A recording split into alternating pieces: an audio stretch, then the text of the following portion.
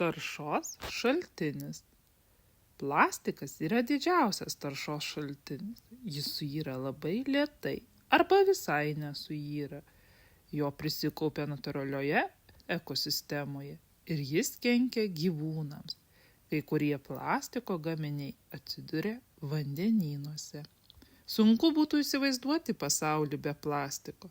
Plastikas yra žmogaus pagaminta medžiaga, iš kurios galima suformuoti kone bet kokį pavidalą ir išgauti bet kokią spalvą. Dauguma plastikinių medžiagų yra kietos, ilgaamžės ir nesunkios. Jos atsparios vandens, karščio, cheminių medžiagų ir elektros poveikiui. Dažnai jos yra pigesnės nei natūralios medžiagos. Plastiko taršą sudaro tokios smulkios dalelės, kad plika akimi beveik nematomos. Mikroplastiko dalelių ilgis yra mažesnis nei 5 mm, o dirvoje ir vandenynuose jų susikaupia tūkstančiai tonų.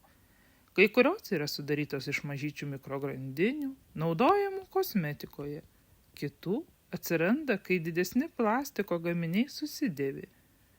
Mikroplastikas kenkia gyvoms būtybėms, kurios jį suryja, taip pat žmonėms.